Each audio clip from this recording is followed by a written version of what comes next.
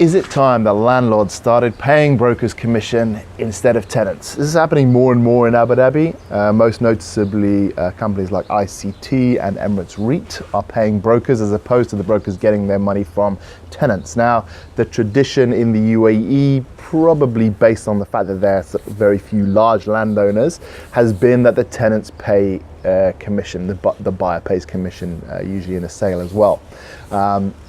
This is generally against the trend in the rest of the world. Most of the rest of the world, the landlord is asking for a service from the broker to find him a tenant, so he pays for that service. It hasn't worked that way in Abu Dhabi.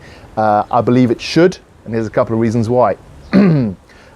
One, leasing fee, paying a broker should be cost neutral to the landlord. Landlords think, oh, I don't want to pay money out of my own pocket, but in reality, if the tenant isn't paying commission, he's got that commission extra to pay as rent, right? So if rent's 100, he wants to pay 95 rent and 5,000 brokers fees. If he doesn't have to pay any brokers fees, he's going to pay 100,000 rent, so the owner gets that back in his pocket.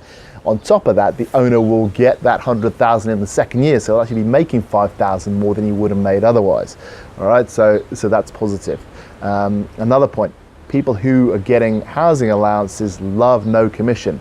We get a ton of people with government contracts, and straight away they say, you know, is it no commission? I only want a no commission deal. Then we'll try and go back to the landlords and arrange that. So they're renting heavily with people offering no commission, and those people offering no commission then are getting better rents because, you know, there's greater demand there.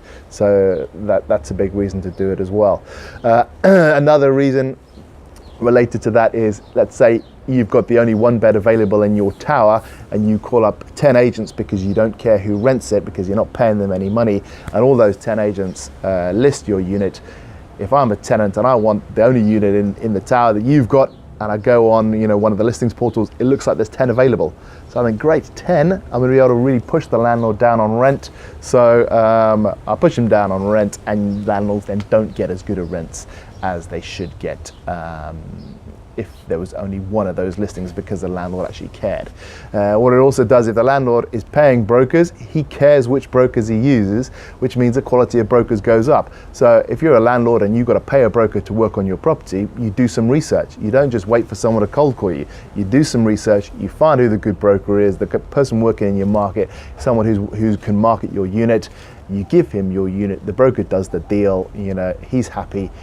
You are improving the quality of brokers in Abu Dhabi, as opposed to if someone calls you up and you're like, yeah, sure, rent my property, I don't care who you are because I'm not paying you, then any old broker can get a bit of landlord's data, start calling around and, you know, make some business, which is bad for the market generally, it's bad for tenants, and it's bad for landlords.